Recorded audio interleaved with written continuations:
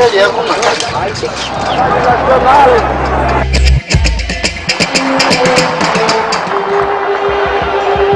trabalhador brasileiro possui hoje seu código de disciplina.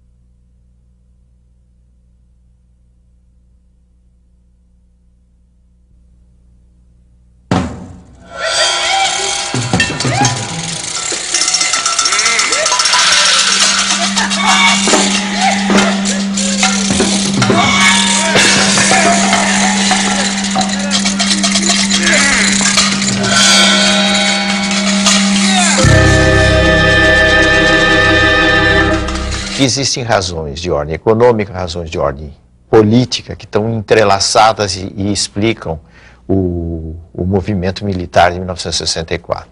As razões econômicas resultam da deterioração de um quadro que se revela numa inflação que quase chegou a 100% anuais, o descontrole das contas do governo, do setor externo da economia, enfim, uma situação para a qual se tentou encontrar saídas no fim do período democrático, mas que infelizmente essas saídas fracassaram. Do ponto de vista político, existia o propósito, a convicção de setores militares, mas também de setores civis, de que era preciso interromper o regime populista de João Goulart, que estava levando o país à República Sindicalista e da República Sindicalista ao comunismo. Sejam tranquilos, que dentro em breve esse decreto será uma realidade, e realidade há de ser também a rigorosa e implacável fiscalização para que seja cumprido o decreto do aluguel. Oh, say, can you see by the dawn's early light? Os Estados Unidos viram com muita simpatia o movimento militar, eles estavam extremamente preocupados com a criação de uma imensa Cuba no Brasil, não eram outros tempos, e procuraram auxiliar fortemente o governo militar, sobretudo nos primeiros tempos, né? Os tempos da Aliança para o Progresso, os tempos do governo Kennedy. Houve um empenho não dos capitais privados americanos, mas principalmente do Estado, do governo americano, em reequilibrar a situação do Brasil. Os militares no poder chegaram à conclusão, ou tinham a perspectiva, de que não havia condições de se implementar uma reestruturação do país pela via do Congresso. Então, eles fizeram isso através do executivo, do poder executivo, do poder que eles chamavam o poder constituinte da Revolução. Artigo 1º. O Presidente da República poderá decretar o recesso do Congresso Nacional. Artigo 2º. Poderá decretar a intervenção nos estados e municípios sem as limitações previstas na Constituição.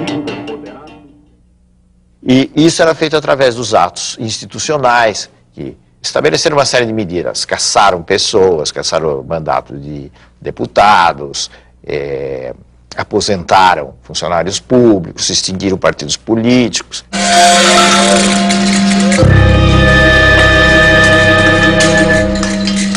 Esses atos nasciam da autoridade do general-presidente Castelo Branco. Uma das tradições e princípios morais e políticos que refletem a alma brasileira.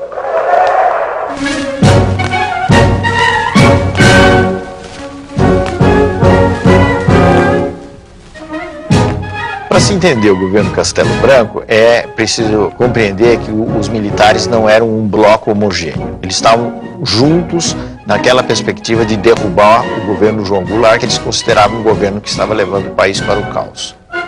Mas a partir daí eles se dividiam. Existia o grupo mais intelectualizado, que era chamado o grupo da Sorbonne, com uma alusão à Universidade Francesa, que pretendia, na realidade, fazer uma espécie de purificação no país.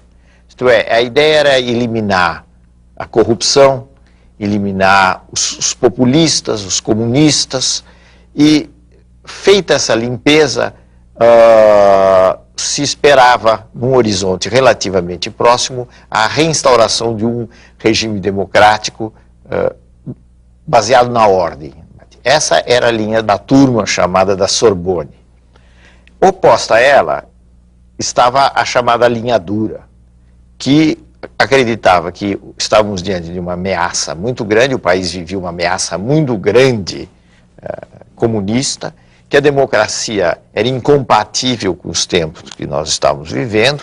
Então eles defendiam total dureza com as forças de oposição, total dureza não só com os inimigos, mas também com relação aos adversários do regime, os simples adversários do regime, e sustentavam que para mudar o Brasil era necessário prolongar por um longo período uma ditadura. Nessa divisão de forças, o Castelo Branco se situava entre o que nós poderíamos chamar homens da Sorbonne, os democratas conservadores.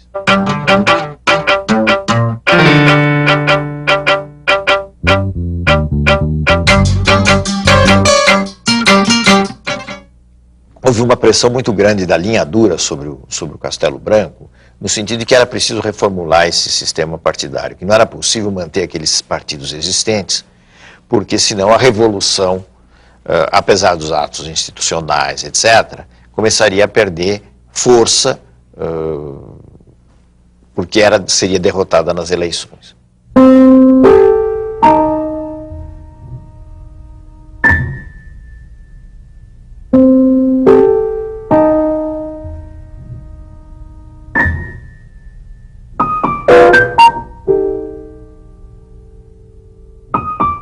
E daí surgiu o AI-2, o ato institucional número 2, que extinguiu os partidos políticos, e uma legislação a partir do AI-2 que limitou, dificultou, melhor dizendo, as possibilidades de formação dos partidos políticos. Isso resultou no chamado bipartidarismo, quer dizer, a existência de dois partidos, a Arena de um lado, que era o partido do governo, e o MDB, que era o partido da oposição consentida.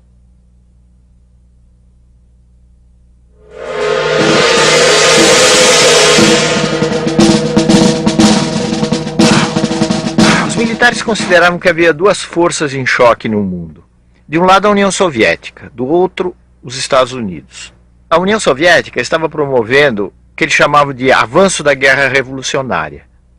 Os Estados Unidos representavam a defesa democrática. E era preciso optar entre estes campos. E o grupo castelista, o grupo que foi formado pela Escola Superior de Guerra, optou claramente pelo campo americano. Então, os castelistas eram muito pró-Estados Unidos no plano da política externa e, ao mesmo tempo, eram, digamos, mais democráticos do que os partidários da linha dura. Os partidários da linha dura combinavam mais nacionalismo com repressão, com violência. Podemos dizer que no espírito da Constituição de 67 estava a doutrina da segurança nacional, que era uma doutrina formulada no período da Guerra Fria. A outra coisa que também era novo na Constituição de 67 foi a consagração, que já vinha dos atos institucionais, das eleições indiretas em todos os níveis, não é? Para presidente da República, para governador dos estados. O general Castelo Branco, cujo mandato foi até prorrogado contra a vontade dele, ele não queria que houvesse essa prorrogação, não conseguiu fazer um sucessor. O que significa que o grupo castelista não conseguiu fazer o sucessor. Tanto assim que a linha dura conseguiu impor o general Arthur da Costa e Silva. Prometo manter, defender e cumprir a Constituição, observar as leis, promover o bem geral e sustentar a união, a integridade e a independência do Brasil.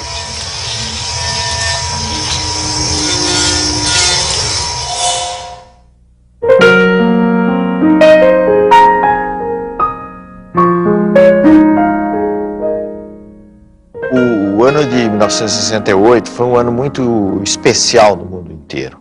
Foi um ano em que houve um grande movimento na França, um grande movimento popular na França, pela mudança não só das instituições, pela mudança dos costumes políticos. Se falava da imaginação no poder, era uma frase do movimento 68.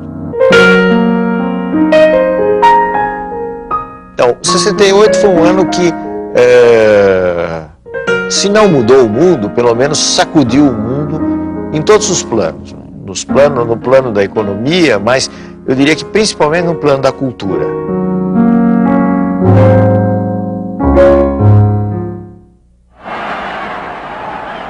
Isso se refletiu no Brasil, né? A gente deve lembrar a explosão do tropicalismo, uma explosão que pode ser resumida numa frase do Caetano e de uma música do Caetano Veloso: é proibido proibir.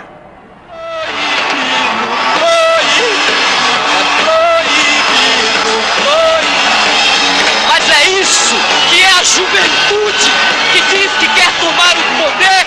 Vocês têm coragem de aplaudir este ano uma música, um tipo de música que vocês não teriam coragem de aplaudir no ano passado.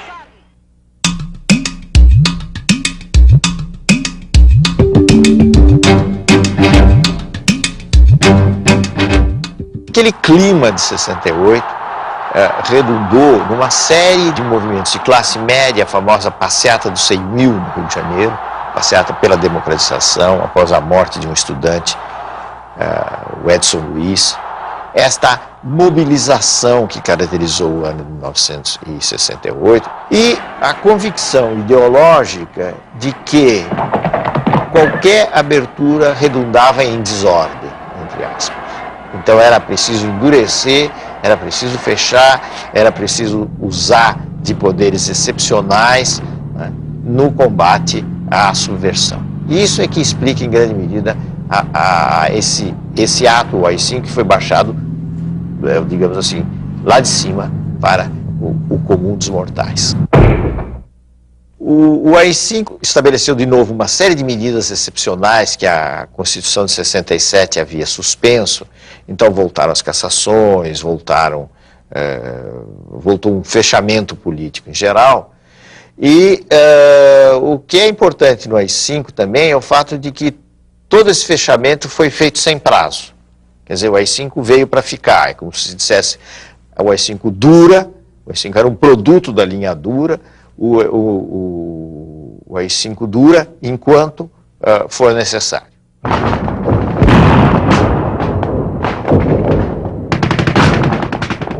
A partir de 1968, começaram a surgir ações de luta armada. Mas nós podemos dizer que o período de auge da luta armada foi o período posterior ao AI-5. Foram os anos 69, os anos 70, foram os anos mais sensíveis, digamos assim, da luta armada. O que estava por trás da luta armada? Estava por trás da luta armada a ideia de que, por métodos pacíficos, seria impossível derrotar a ditadura.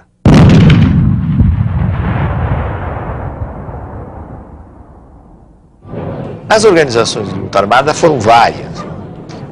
Uma delas foi a Aliança Libertadora Nacional, que teve como figura principal o Carlos Marighella, que acabou sendo morto pela repressão. Depois houve outros grupos, o MR8, a Vanguarda Popular Revolucionária, a VPR, do capitão Lamarca, que rompeu com o exército num episódio na época famoso. Essas foram as organizações principais da luta armada.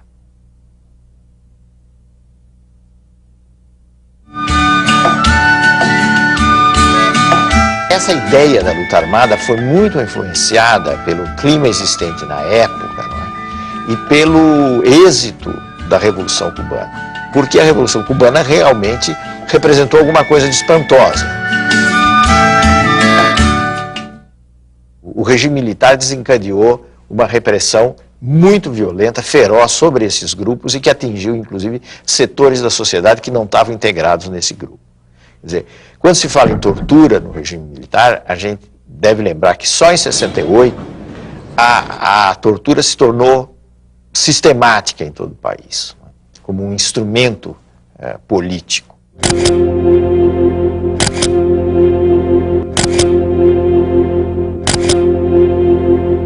Foi aí então que começaram a surgir mesmo em maior número as pessoas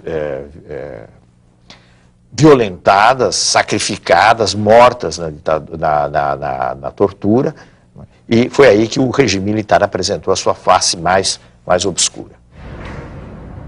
É uma questão de justiça resgatar a verdadeira história de uma centena de pessoas, na sua maioria jovens, com sonhos de democracia e justiça social, que enfrentaram a violência da ditadura militar, denunciando-a, desmascarando-a, e que por esta ousadia pagaram um lato preço, a vida.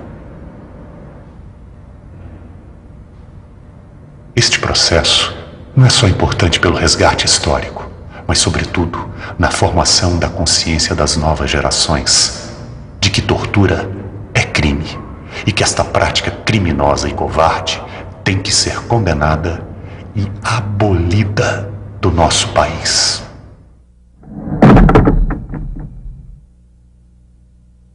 Costa Silva ficou doente, foi afastado do poder, houve o comando do país passou para os comandantes das três armas, e daí se fez uma eleição, que era sempre uma eleição a portas fechadas, se fez a eleição, aí sim, de um típico representante da linha dura, que foi o general Emílio Garrastazu Médici. O nome do Médici está associado a um período mais negro de repressão, podemos dizer que na história brasileira.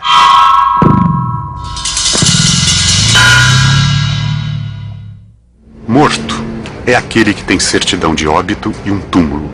Desaparecido é aquele que a repressão não entregou o corpo e nem tem um túmulo onde se levar uma flor.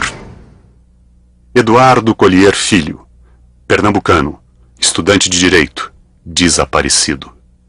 Gildo Macedo Lacerda, mineiro, estudante de Economia, desaparecido. Helenira Rezende de Souza Nazaré, paulista, estudante de Filosofia, desaparecida. Honestino Monteiro Guimarães, goiano, estudante de Geologia, desaparecido. Jorge Leal Gonçalves Pereira, baiano, engenheiro eletrônico da Petrobras, desaparecido. Eu te amo, meu Brasil, eu te amo. Meu coração é verde, amarelo, branco, azul, anil. Eu te amo, meu Brasil, eu te amo. Ninguém segura a juventude do Brasil. Ao mesmo tempo, o governo Médici foi contraditório. Ao lado da brutal repressão, ocorreu o chamado milagre econômico, que só foi possível graças ao saneamento financeiro realizado no governo Castelo Branco. A economia brasileira cresceu a taxas extraordinárias, mas, ao mesmo tempo, começou a acentuar-se o processo de dependência do financiamento externo. Atenção, desceu Jair, bateu a paquete, rolou para Pelé, atenção, Pelé para Carlos Alberto, livre a bomba para o goleiro! Pra frente, Brasil, no meu coração. Todos juntos vamos pra frente, Brasil, salve a seleção. Médici, como representante da linha dura, não conseguiu fazer seu sucessor, porque o general Geisel era ligado ao grupo da Sorbonne, ao grupo do pessoal da Escola Superior de Guerra, ao velho grupo castelista. Presidente Emílio Garrastazu Médici, ao receber das mãos dignas de Vossa Excelência esta simbólica faixa presidencial, sinto-me duplamente honrado. Do ponto de vista político, o que significou o governo Geisel foi o propósito de, com muitas ressalvas, com muitas restrições, promover uma abertura política no país. A abertura política que foi definida por ele mesmo como lenta, gradual e segura. O Brasil amanhece sem o AI-5, o ato institucional que amordaçou e oprimiu o país durante 10 anos. Antes de deixar o poder, o general Geisel abranda a Lei de Segurança Nacional, revoga os atos de banimento político e manda uma mensagem sobre a abertura política ao Congresso. Ela foi lenta, foi gradual, não foi provavelmente segura, porque ele teve que enfrentar os adversários da linha dura que praticaram uma série de atos violentos e que queriam impedir a abertura. E o próprio Geisel teve atos repressivos também que, de certa forma, era uma espécie de justificativa perante a linha dura. Vocês deixem isso comigo, é como se ele dissesse que eu vou devagar. E quando for preciso bater, eu sei bater. O que vocês querem aqui? Vai embora aqui! Vai embora aqui! Ato público está proibido. Não admitimos passeata nem comício. Está todo mundo preso. Quando nós falamos na abertura, é importante ressaltar um outro fator, que é o papel da igreja. E eu estou falando essencialmente da Igreja Católica. A igreja se transformou muito no mundo e especificamente no Brasil, em que surgiram figuras fortes de oposição ao regime. Dom Helder Câmara, arcebispo, o cardeal, melhor dizendo, de Recife, Dom Paulo Evaristo Artes, em São Paulo, foram figuras destacadas de oposição ao regime militar. Parece muito importante pensar na justiça. Olhe, o pessoal que trabalha muito ganha muito pouco. E não podemos continuar nessa situação. Eu creio que todo o povo agora está consciente que os brasileiros podem viver com mais dignidade se ganharem melhor e também se tiverem condições de sempre participarem mais.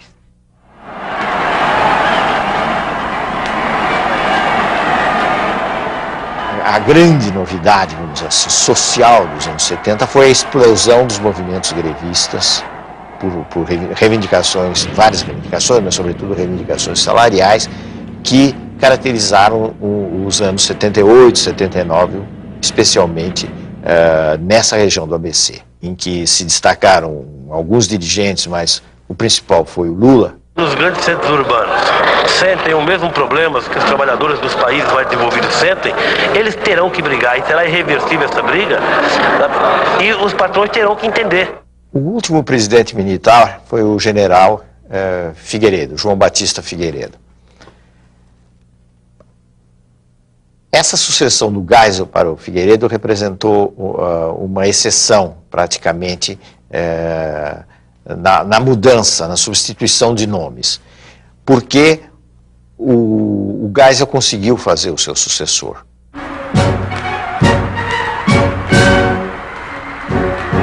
Figueiredo tinha por missão continuar a abertura política. E a verdade é que ele continuou a abertura. Mas ele, ao mesmo tempo, era um homem que vinha do SNI, do Serviço Nacional de Informações, que era um dos órgãos mais importantes de repressão dos tempos ditatoriais. Seja como for, e o Figueiredo estendeu essas medidas de liberalização, eu diria que roubando das oposições uma bandeira, que foi a concessão da anistia.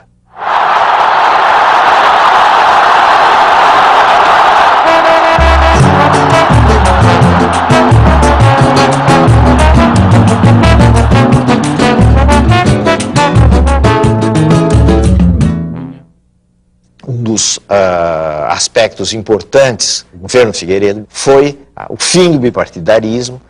Então aí, nesse momento, surgem os partidos que, em linhas gerais, são os partidos que nós conhecemos até hoje.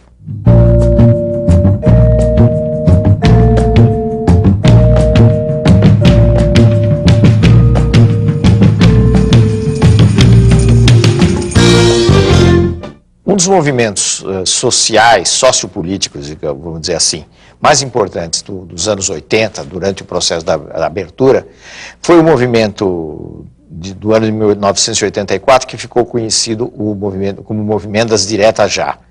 Ou seja, era um movimento por eleições diretas para a presidência da República, que as eleições não fossem feitas através do Congresso Nacional, mas sim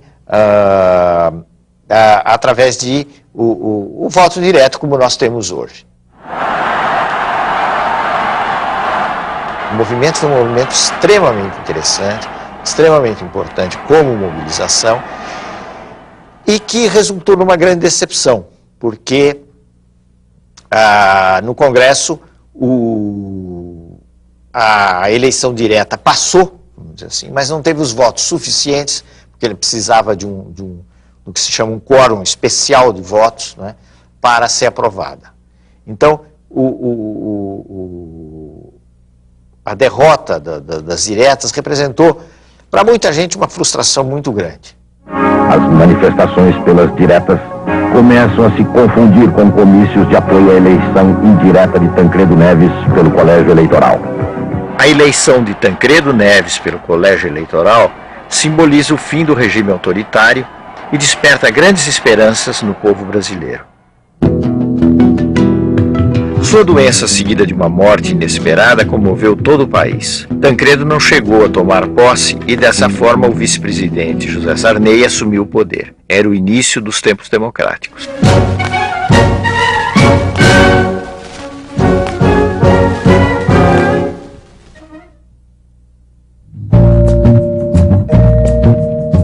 No próximo programa, a redemocratização, o governo Sarney, crise financeira no Estado, planos e fracassos econômicos, o governo Collor, Fernando Henrique, o Real e o início do governo de Luiz Inácio Lula da Silva.